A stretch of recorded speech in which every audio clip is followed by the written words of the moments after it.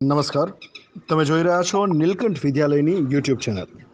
ધોરણ 10 તેમજ ધોરણ 12 સાયન્સ અને કોમર્સના વિદ્યાર્થીઓ નીલકંઠ વિદ્યાલયના તજજ્ઞ શિક્ષકોના અનુભવનો લાભ મેળવી શકે તે માટે આ ચેનલ પર વિડીયો અપલોડ કરવામાં આવી રહ્યા છે. સર્વે વિદ્યાર્થી અને વાલી મિત્રોએ આ યુટ્યુબ ચેનલ સબસ્ક્રાઇબ કરવી અને તેમાં રેગ્યુલર અપડેટ્સ મેળવવા માટે નોટિફિકેશન બેલ આઇકોન પર ક્લિક કરવો.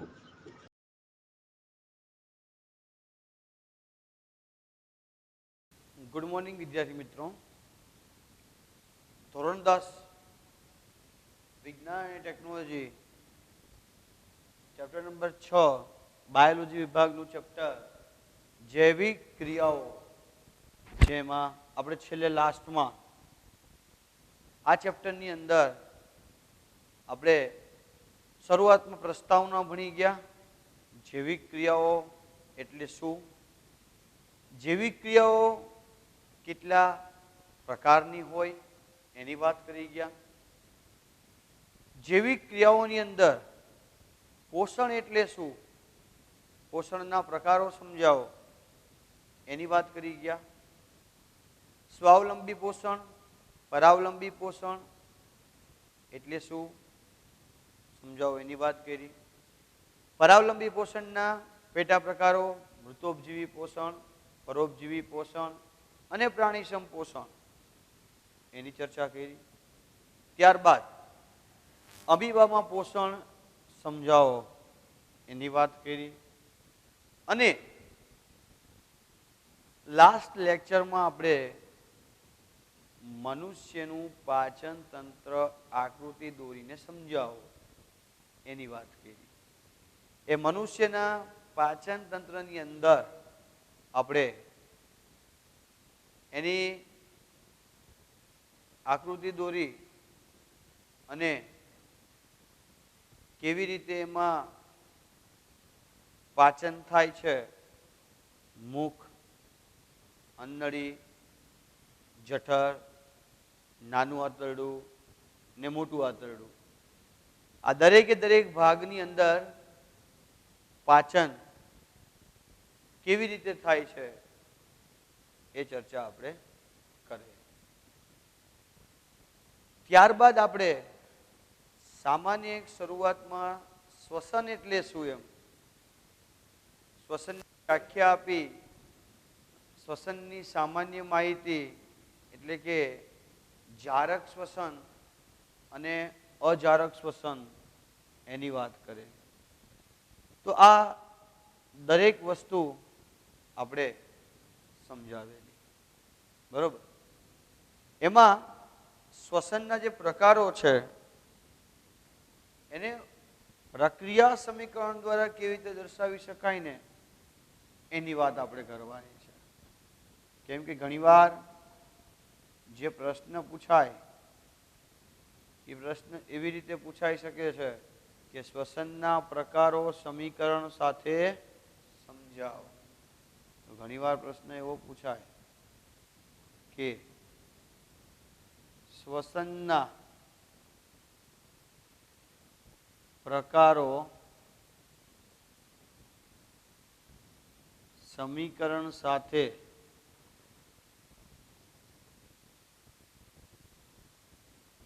સમજાવો.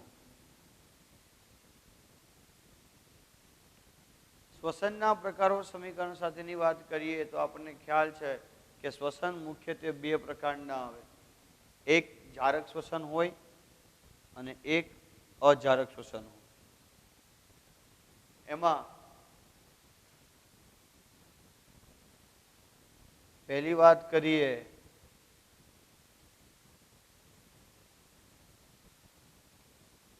કે જારક શ્વસનની વાત કરીએ તો જો આપણી ચોપડીની અંદર બે ઉલ્લેખો કોષ્ટક એક સાથે આપેલા છે. અજારક ઉપર આપેલું છે અને જારક નીચે આપેલું છે, બરોબર. તો એમાં પહેલું જ વાત કરી છે કે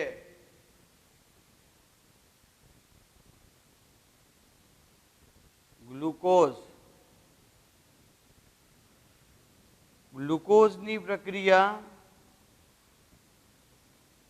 કોષરસમાં કરો એટલે એમાંથી પાયરુવેટ બને, એટલે પાયરુવિક એસિડ પણ કહેવાય.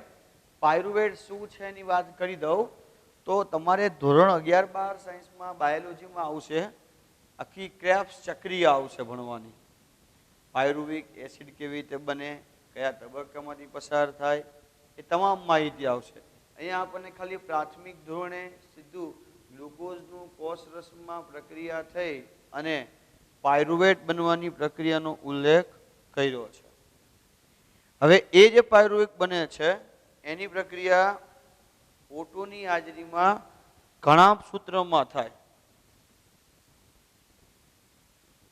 એટલે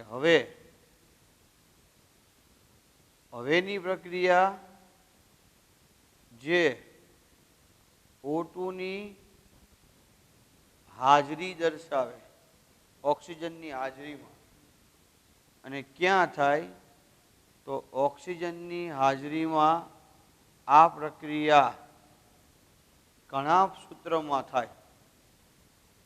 એટલે પ્રક્રિયા થઈ એમાંથી કાર્બન ડાયોક્સાઇડ પ્લસ પાણી અને ઉષ્મા એટલે કે જે એટીપી કહેવાય, ખૂબ ઊંચા એટીપી, બરોબર, જેને ઉર્જા સ્વરૂપમાં સંગ્રહ પામે. એટીપી એટલે આપણે એનું ફૂલ ફોર્મ કીધું હતું કે એડિનો સાઇનો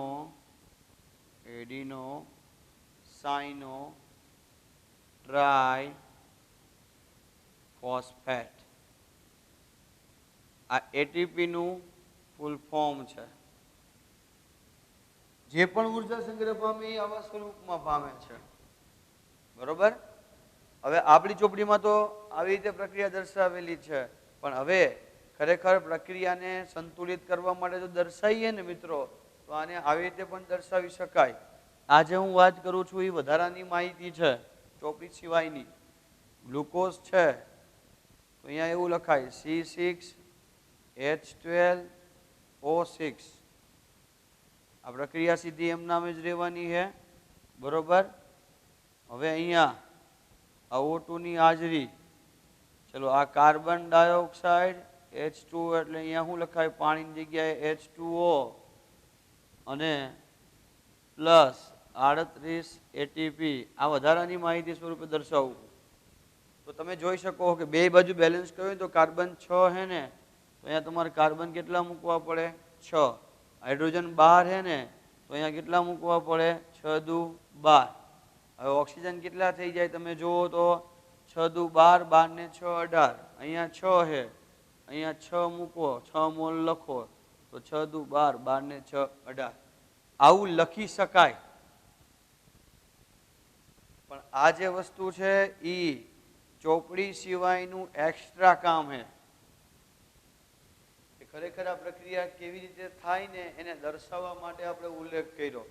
એટલે મિત્રો તમે જ્યારે ચોપડી વાંચતા હોય ત્યારે તમે નોટબુકમાં વધારાની જે માહિતી ચોપડીમાં નથી આપી અને આપણે અહીંથી એનો ઉલ્લેખ કરી છે, તો એ છે ને આપણે તમારે અહીંયા સાઈડમાં લખી નાખવું. ભલે આપણે પરીક્ષામાં કોઈ લખવાનું નથી, સમજો મિત્રો, પરીક્ષામાં આપણે કોઈ લખવાનું નથી, પણ આપણને એનો કોન્સેપ્ટ ખબર પડે કે ખરેખર આ વસ્તુ કેવી રીતે બની, આ વસ્તુ ખરેખર કેવી રીતે થઈ, એ જાણવા માટે થઈને આ કરવું જરૂરી.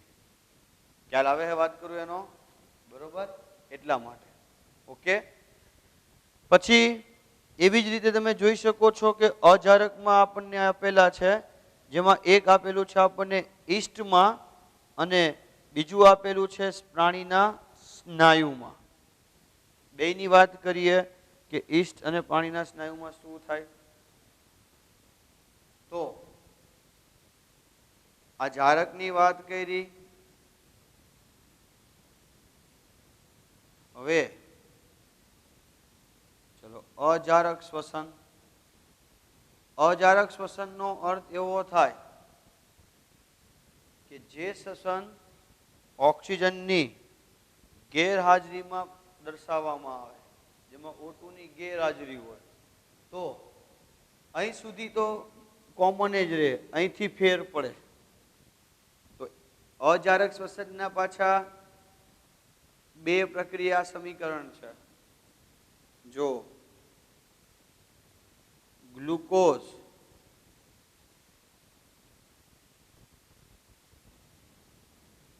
એની પ્રક્રિયા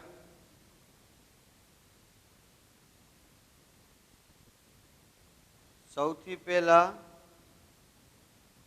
જ્યારે કોષ રસમાં એની પ્રક્રિયા થાય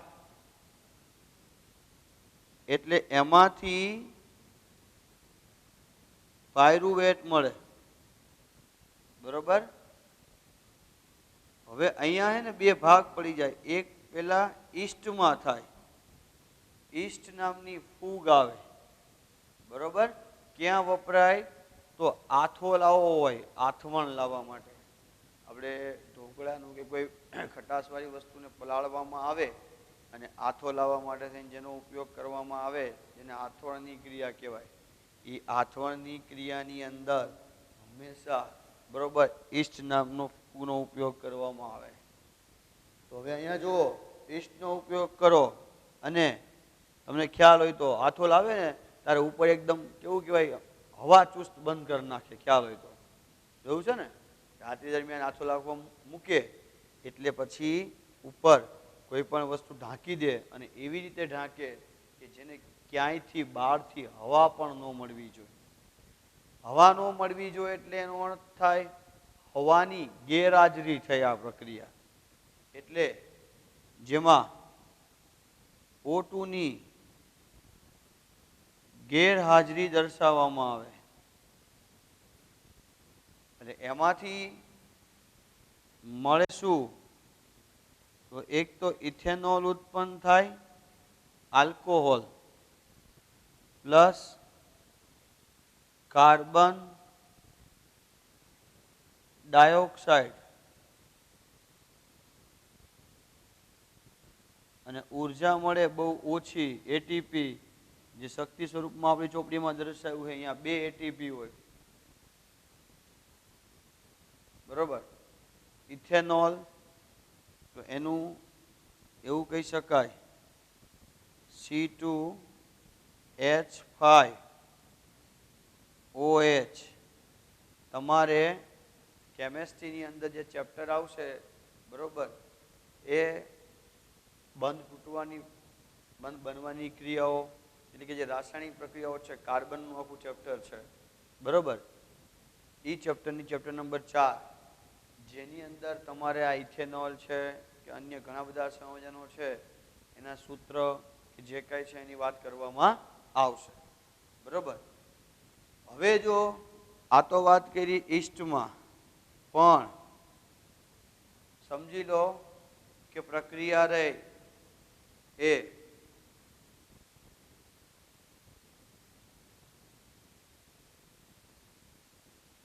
ગ્લુકોઝને લેવામાં આવે,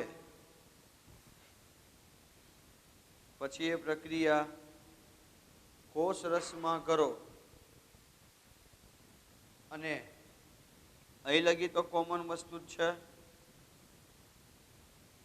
કે પાયરુવેટ બનશે.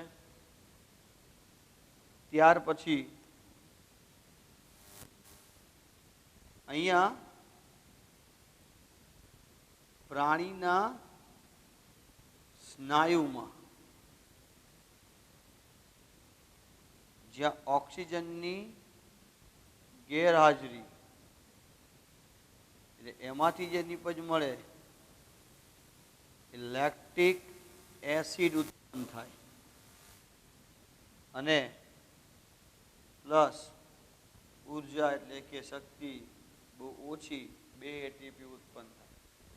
આ લેક્ટિક એસિડ ઉત્પન્ન થાય ને, લેક્ટિક એસિડ ઉત્પન્ન થવાને કારણે જે સાંધાનો ભાગ હોય એ સાંધાના ભાગમાં આપણને તકલીફ, દુખાવા જેવું થાય અને સ્નાયુઓ છે એ નબળા પડી ગયા હોય એવું લાગે ખાસ કરીને.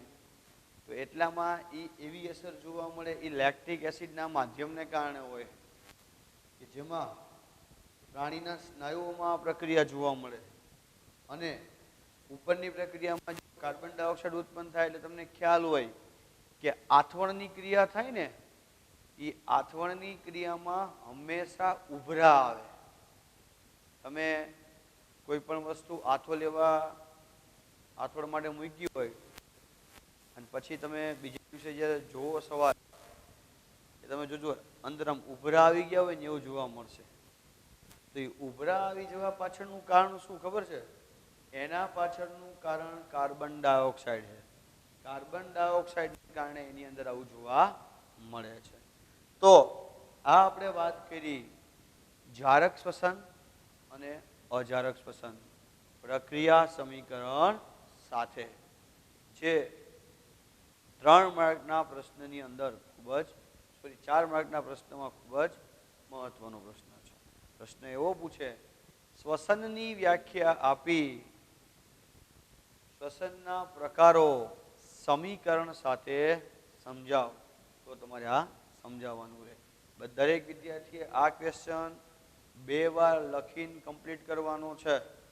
અને જે અહીંથી હોમવર્કમાં આપવામાં આવે એ દરેક વસ્તુ આપણે ફરજિયાત એક અલગ નોટબુક બનાવવાની છે અને એ નોટબુકમાં લખતું રહેવાનું છે. જ્યારે પણ આપણી સ્કૂલ રેગ્યુલર ટાઈમમાં ચાલુ થશે ત્યારે દરેક વસ્તુ છે એ જોવામાં આવશે મિત્રો. બરોબર? હવે આગળ વાત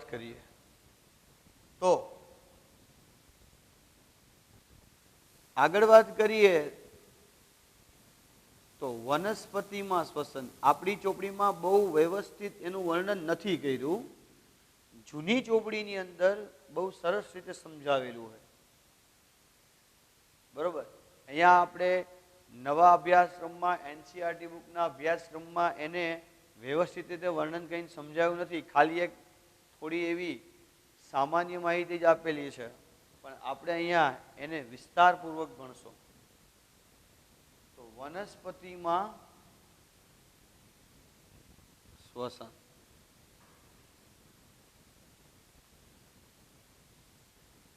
વનસ્પતિમાં શ્વસનની વાત કરીએ તો વનસ્પતિની અંદર આપણી જેવું નથી.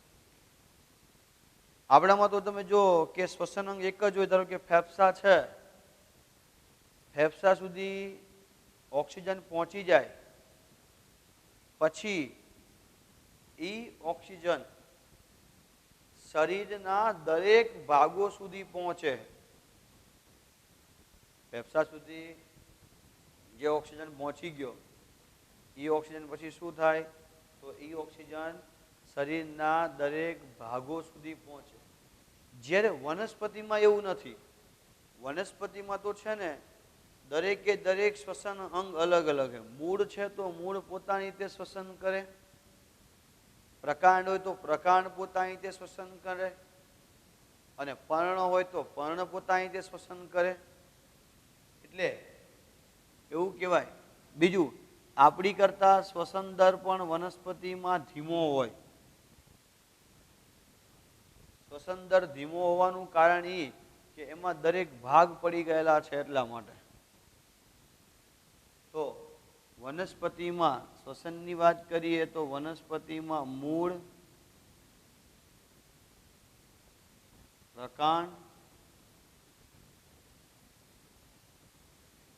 અને પર્ણ. તો વનસ્પતિમાં મૂળ, પ્રકાંડ અને પર્ણ ત્રણેય પોતાની રીતે સ્વતંત્ર શ્વસન કરે. ત્રણે ત્રણ. એમાં સૌથી પહેલી વાત કરીએ કે મૂળમાં શ્વસન. તો મૂળમાં શ્વસનમાં કેવી રીતે હોય?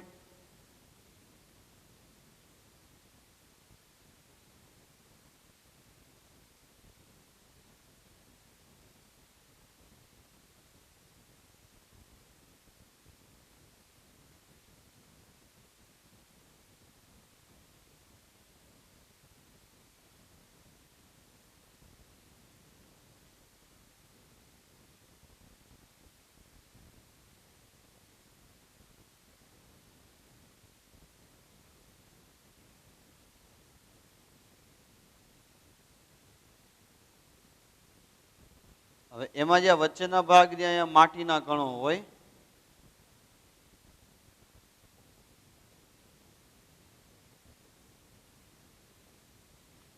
હવે આ જે મૂળ રહ્યા ને, બરોબર, એના જે છેડાના ભાગ રહ્યા, આ ભાગ અહીંયા જે આવેલા હોય ને એને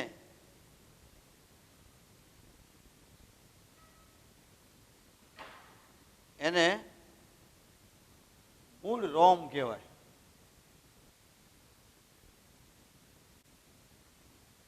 તો મૂળ રોમ જે છે, આ જે મૂળનો ભાગ રહ્યો, એ મૂળના ભાગમાં છેડાના ભાગમાં જે આવેલા રહ્યા એને શું કહેવાય? મૂળ રોમ કહેવાય. અને ઈ મૂળ રોમ રહ્યા, ઈ મૂળ રોમ દ્વારા બહારથી, એટલે કે માટીના કણો વચ્ચે, જે માટીના કણો છે એની વચ્ચે જે આ ઓક્સિજન હોય, એ ઓક્સિજનને સૌથી પહેલા આ મૂળ રોમ છે ને એને મેળવી લે. પછી મૂળ રોમ એને મેળવી અને ધીમે ધીમે ધીમે એને આ મૂળ સુધી પહોંચાડે. અને મૂળના દરેક ભાગમાં જ્યાં ઓક્સિજન પહોંચવાનો હોય એ દરેક ભાગમાં ઓક્સિજન શું થાય? પહોંચી જાય. તો આ જે શ્વસનની પ્રક્રિયા થઈ, એ શ્વસનની પ્રક્રિયા ક્યાં થઈ? તો આ શ્વસનની પ્રક્રિયા રહીને એ મૂળમાં થઈ એવું કહેવાય. પછી બીજી વાત કરીએ તો પ્રકાંડમાં શ્વસન.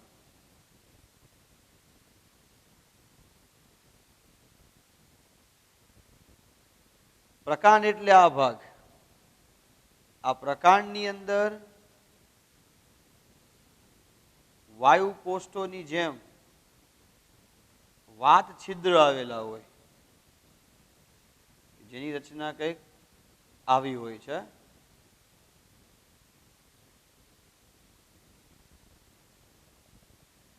આ જે ભાગ રહ્યો એમાં જે તમે ઘણી વાર જોયું હોય તો વૃક્ષ હોય, એ વૃક્ષની અંદર જે પ્રકાંડનો ભાગ હોય એ પ્રકાંડના ભાગમાં અંદરની જે છાલ હોય એ છાલના ભાગમાં તમને વાત છિદ્રો જોવા મળે. એ જે વાત છિદ્ર કહેવાય, એ વાત છિદ્ર દ્વારા ઓક્સિજનની એટલે કે વાયુઓની આપ-લે થાય. તો પ્રકાંડમાં પાછું ત્યાંથી શ્વસનની ક્રિયા થાય. અને પર્ણનો ભાગ હોય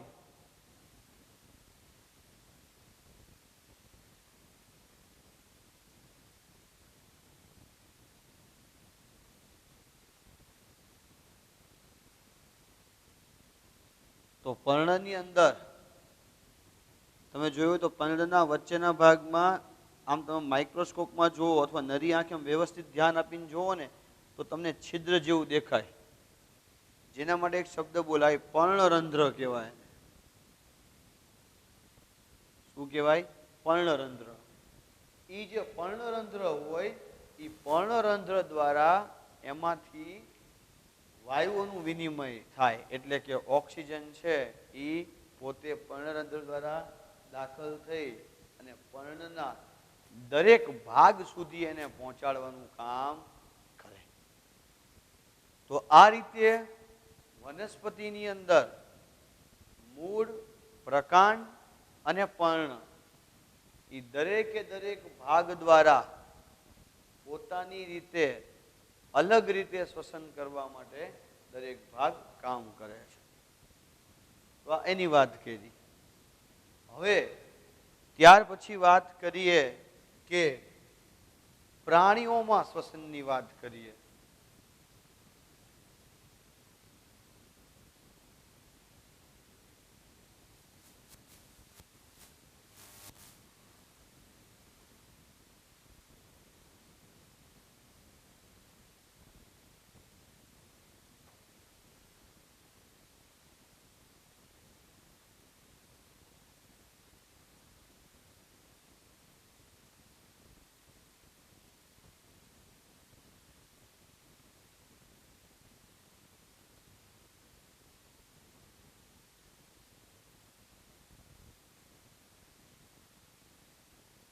પ્રાણીઓમાં શ્વસન.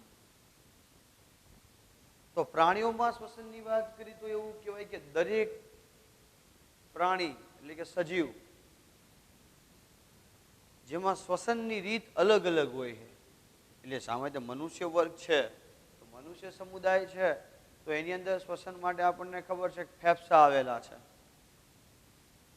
દરેકમાં શ્વસન અંગ અલગ અલગ આવેલું છે એવું કહેવાય એમ કે મનુષ્ય છે તો મનુષ્યની અંદર શ્વસન અંગ તરીકે ફેફસા આવેલા છે. પછી કીટકો હોય તો કીટકો માટે એવું કહેવાય કે એની અંદર શ્વસન અંગ તરીકે શ્વસન નલિકા આવેલી છે. પછી માછલી હોય તો માછલીની અંદર શ્વસન અંગ તરીકે ઝાલરો આવેલી હોય, ઝાલર ફાંટ જેને કહેવામાં આવે છે. બરોબર. પછી જેને ચૂઈ તરીકે પણ ઓળખી શકાય. આ સિવાય દેડકો છે તો દેડકો ઉભયજીવી છે તો એની અંદર ફેફસા અને ત્વચા બે જમીનની અંદર જ્યારે હોય ને, બરોબર, જેને એના માટે કહેવાય શીત નિંદ્રા કહેવાય. વરસાદ આવે ત્યારે બહાર આવી જાય, વરસાદ સિવાયના ટાઈમમાં જમીનમાં હોય, એ શીત નિંદ્રામાં હોય ત્યારે એ શ્વસન કરે એ ત્વચા દ્વારા કરે, ચામડી દ્વારા. અને બાકી જ્યારે જમીન ઉપર હોય ત્યારે એ ફેફસા દ્વારા કરે. પછી જેમ કે અળસિયું હોય તો અળસિયાની અંદર પણ શ્વસનાંગ તરીકે શું આવેલું છે? ત્વચા. તો અળસિયામાં પણ શ્વસન કરવાની પ્રક્રિયામાં, બરોબર, ત્વચા ભાગ લે છે. આમ દરેક સજીવમાં શ્વસનાંગ અલગ અલગ જોવા મળે. જેમાં આપણે અહીંયા જે શ્વસન જોવાનું છે એ શ્વસન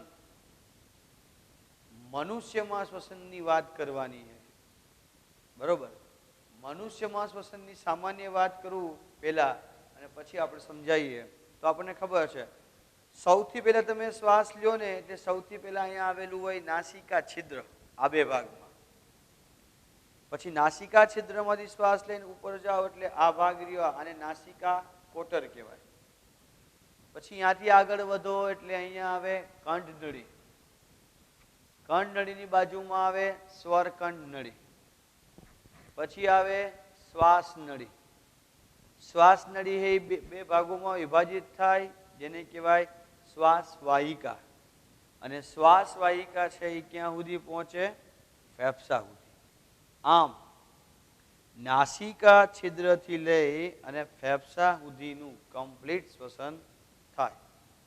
હવે એ શ્વસનને આપણે અહીંયા તબક્કાવાર જોઈએ.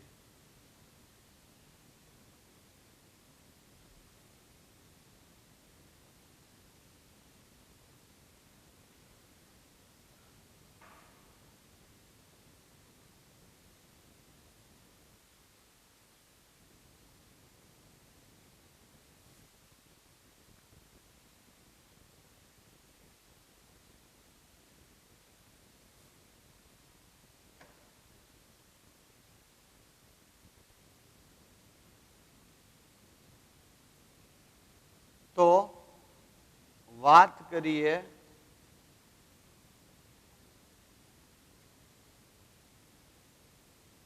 મનુષ્યમાં શ્વસન. તો મનુષ્યમાં શ્વસનની માટે આપણે કીધું કે શ્વસન અંગ તરીકે શું હોય? તો શ્વસન અંગ તરીકે એક તો ફેફસા હોય. શરૂઆત ક્યાંથી થાય? તો મનુષ્યમાં શ્વસન અંગોની અંદર કોનો સમાવેશ થાય? તો શ્વસન અંગ તરીકે એમાં સૌથી પહેલા આવેલા હોય એને નાસિકા છિદ્ર કહેવાય. કે સૌથી પહેલા છે ને નાસિકા છિદ્રની અંદર બહારથી જે હવા લે છે એ હવા નાસિકા છિદ્રમાં દાખલ થાય અને નાસિકા છિદ્રમાંથી દાખલ થઈ ઉપર સુધી પહોંચે એટલે કે એ નાસિકા છિદ્રમાંથી ક્યાં જાય? તો એ નાસિકા કોટરમાં જાય.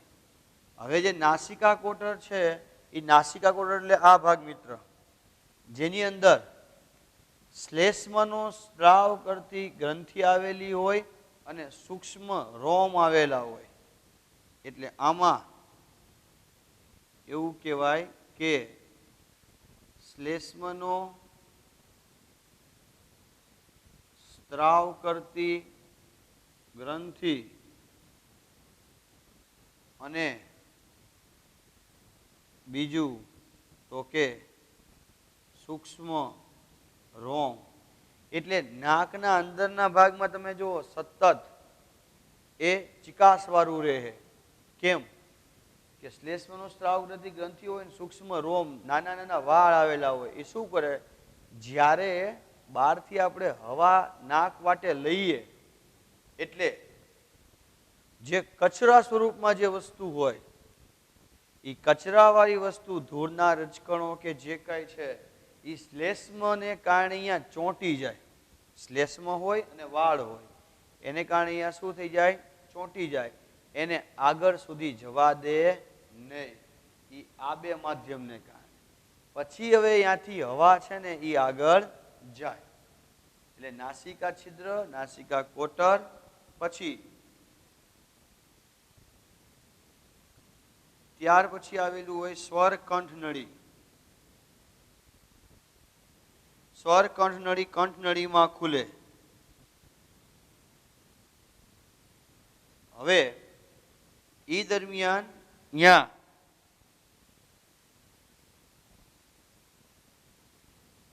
અહીંયા કાસ્થિમય સી આકારની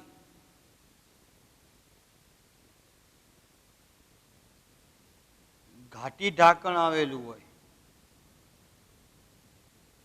આવું એ ઘાટી ઢાંકણનું કામ શું? કે તમે જ્યારે ખોરાક ખાવ બરોબર ત્યારે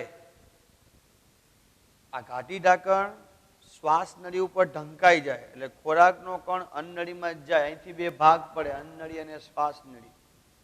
એટલે ખોરાકનો કણ ક્યાં જાય? અન્નનળીમાં જાય, શ્વાસ નળીમાં જાય નહીં. કેમ કે ઘાટી ઢાંકણને કારણે ઘાટી ઢાંકણ છે અહીંયા ઢંકાઈ જાય. પણ જો આપણે ક્યારેક ઝડપથી ખોરાક ખાઈએ અને ક્યારેક ઘાટી ઢાંકણ જો સેજ ખુલ્લું રહી ગયું હોય તો ખોરાકનો કણ રહ્યો એ અન્નનળીની જગ્યાએ શ્વાસ નળીમાં વહી જાય. એટલે હવે શ્વાસ નળીમાં તો એ રહી શકે નહીં. એટલે આપણને ખબર છે કે નાક વાટે બધું જ બહાર આવી જાય છે. જેને આપણે સામાન્ય આપણી સાદી ભાષામાં ઓતરાઈ ગયું એવો શબ્દ બોલી ગામઠી ભાષામાં. તો એ બીજું કાંઈ નથી કે ખરેખર આ વસ્તુ છે કે ખોરાકનો કણ જ્યાં અન્નનળીમાં જવો જોઈએ પણ અન્નનળીમાં નથી જતો અને શ્વાસ નળીમાં વહી જાય છે. તો શ્વાસ નળી તો બરોબર એના માટે છે નહીં, તો શ્વસન માટે છે. એટલે એ ખોરાકના કણને બહાર કાઢે છે, જેનો બરોબર બહાર જવાનો દ્વાર કયો છે? નાક. એટલા માટે ત્યાંથી બહાર નીકળે. તો ત્યાંથી પછી એ આગળ વધી અને શ્વાસ વાહિનીમાં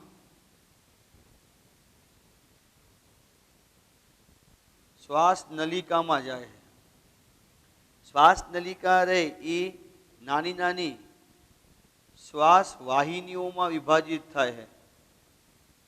અને એ શ્વાસ વાહિનીઓ છે એ રુધિર કેશિકાયુક્ત હોય બરોબર. અને એ શ્વાસ વાહિનીઓનો ભાગ પછી જે ફેફસાનો ભાગ છે બરોબર, એ ફેફસા સુધી એને પહોંચાડવાનું કામ કરે. અને આ રીતે પછી ફેફસા સુધી ઓક્સિજન પહોંચે. જો ફરીવાર જોજો, ખરેખર મુખ્ય આ જ વસ્તુ જોવાની છે મેઇન, કે નાસિકા છિદ્ર દ્વારા હવા દાખલ થાય, નાસિકા કોટરમાં આવે.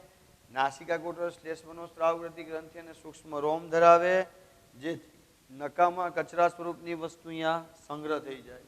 ત્યાંથી સ્વર કંઠનળી જાય, કંઠનળીમાં ખુલે, જે સી આકારનું ઘાટી ઢાંકણ આવેલું હોય, જે ખોરાકના કણને શ્વાસ નળીમાં જવા દે નહીં. જ્યારે બરોબર ખોરાક લેવામાં આવે ત્યારે આ ઘાટી ઢાંકણ છે એ શ્વાસ નળી ઉપર બંધ થઈ જાય, જેથી ખોરાકને અન્નનળીમાં જ જવા દે, શ્વાસ નળીમાં જવા દે નહીં. આ એનું કામ. પછી ત્યાંથી આગળ વધી શ્વાસ ઓક્સિજન શ્વસન નલિકા, ત્યાંથી શ્વાસ વાહિનીઓ અને ત્યાંથી ફેફસા. આમ ફેફસા સુધી પહોંચી અને શ્વસન થાય. ત્યાર પછી રુધિરમાં ભરી અને જ્યાં સુધી ઓક્સિજન પહોંચવાનો હોય એ દરેક ભાગ સુધી ઓક્સિજન પહોંચી જાય. તો આજે આપણે વાત કરી એ વાત બરાબર મનુષ્યમાં શ્વસન કેવી રીતે થાય એની વાત કરી. બરાબર. આનું આકૃતિ સાથેનું વર્ણન કે જે આકૃતિ આપણે એક્ઝામમાં દોરવાની નથી, સમજો બરાબર, પણ એમાં પાછલી પિંજર એટલે આ ભાગને પાછલી પિંજર કહેવાય, ઉરોદર પટલ, દરેકનો ભાગનો ઉલ્લેખ કર્યો છે. આગળના લેક્ચરમાં આપણે આની પણ વાત કરશો હજી. બરાબર. તો આ મનુષ્યમાં શ્વસનની વાત કરી. બરાબર. આ છે એ વધારાનું છે, ચોપડીમાં નથી આપ્યું છતાં આપણે સમજાવેલું છે આગળનું. બરાબર. મૂળ પ્રકાર અને પરિણામમાં શ્વસન. તો વધારાની જે કાંઈ વસ્તુ તમને જે જોવા મળે એ દરેક વસ્તુ તમારી નોટબુકમાં તમારે લખી નાખવાની. તો અહીંયા આપણે આજે મનુષ્યમાં શ્વસન અને શ્વસનના પ્રકારો એના વિશે જોયું. આ દરેક વસ્તુ તમારે હોમવર્કમાં મિત્રો 2 વાર લખી નાખવાની છે. કમ્પ્લીટ નોટમાં લખી અને લખ્યા પછી પ્રક્રિયા સમીકરણ જાતે લખવાનો પ્રયત્ન કરવાનો છે. આનું વર્ણન પણ વ્યવસ્થિત લખવાનું છે. બરાબર. અને હવે આપણે જ્યારે આગળ નેક્સ્ટ લેક્ચરમાં મળશો ત્યારે હવે આગળ શ્વસનમાં જે ઉરોદર પટલ પાછળી પિંજર એનું શું કામ છે એના વિશે ચર્ચા